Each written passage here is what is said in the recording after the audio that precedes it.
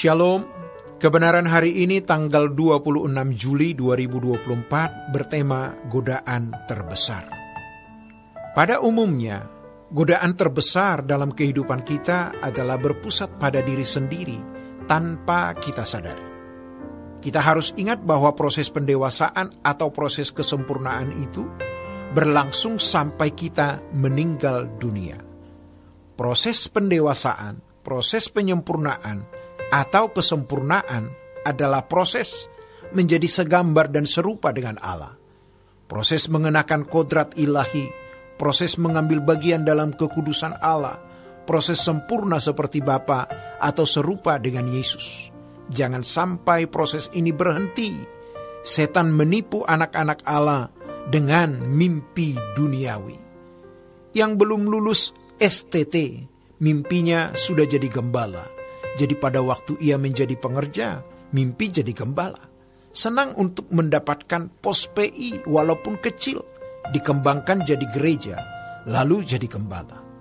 Kalau tidak kunjung diangkat jadi gembala di pos PI, keluar dari gembala induk supaya cepat menjadi gembala. Tanpa disadari, kita lupa bahwa mestinya yang pertama kita bangun adalah diri kita sendiri. Bagaimana kita benar-benar menjadi manusia Allah, dipenuhi oleh Allah, menjadi manusia yang sesuai dengan maksud Allah menciptakan manusia ini. Yang harus menjadi tujuan kita, jangan yang lain. Ini menjadi kamuflase. Bagaimana memuaskan keinginan daging, keinginan mata, dan keangkuhan hidup. Keinginan daging ini meliputi kuliner dan seks. Seks terutama.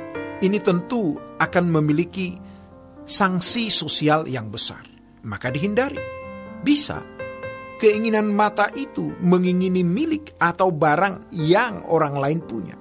Sedangkan keangkuhan hidup, ini bicara posisi, harga diri. Kalau posisi sudah didapat, di dalamnya memperoleh fasilitas, baru bisa memuaskan keinginan mata. Kalau keinginan mata bisa dipuaskan, dia berkuasa. Dia bisa memuaskan keinginan daging.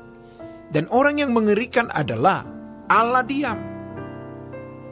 Seakan-akan Allah tidak terganggu pada waktu kita hidup tidak tepat seperti yang Allah inginkan. Jadi yang sekarang kita harus gumuli adalah bagaimana kita memiliki perkembangan untuk menjadi manusia Allah. Benar-benar menjadi orang yang tidak bercacat, tidak bercela, benar-benar menjadi kudus di dalam seluruh hidup kita.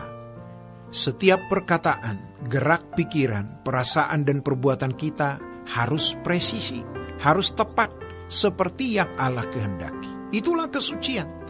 Kesucian bukan hanya keadaan tidak bersalah atau keadaan dalam ketidakbersalahan. Kalau di agama-agama begitu, karena tidak melakukan pelanggaran, maka suci. Tetapi di dalam kekristenan, kesucian itu tindakan. Tuhan membawa kita kepada persoalan demi persoalan, pergumulan demi pergumulan yang membuat kita harus bertindak, harus mengambil keputusan, harus melakukan sesuatu. Dan yang kita lakukan itu harus presisi, harus tepat seperti yang Allah kehendaki. Pada waktu kita dalam keadaan tertindas, miskin, lemah, di titik terendah, bagaimana kita merespon?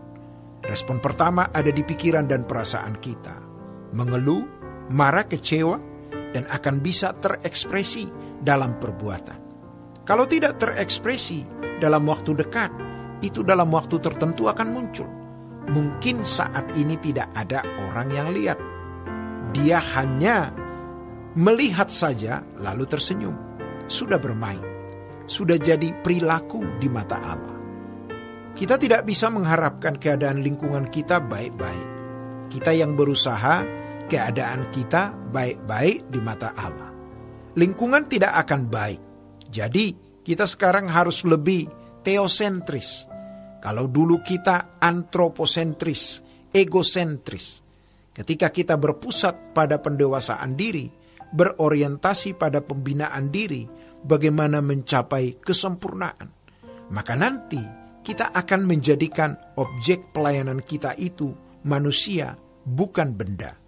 Bukan aktivitas dengan turunannya, posisi dengan turunannya, sarana gereja dengan turunannya. Mestinya kita punya pikiran hanya satu saja. Bagaimana menjadi anak kesukaan Allah? Bagaimana menyenangkan hatinya melalui tindakan-tindakan yang presisi? Allah tidak disukakan, tidak digirangkan hanya dengan keadaan kita tidak bersalah. Karena untuk orang percaya itu standarnya sempurna seperti Bapa.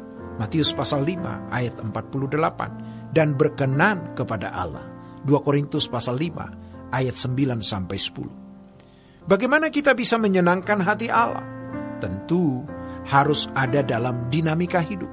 Mengambil keputusan, harus bertindak. Tindakan-tindakan kita itu presisi, tepat seperti yang Allah kehendaki. Walau dihina orang, bagaimana respon kita? Sebaliknya, waktu kita dihormati, bagaimana respon kita? Waktu banyak uang, waktu tidak punya apa-apa.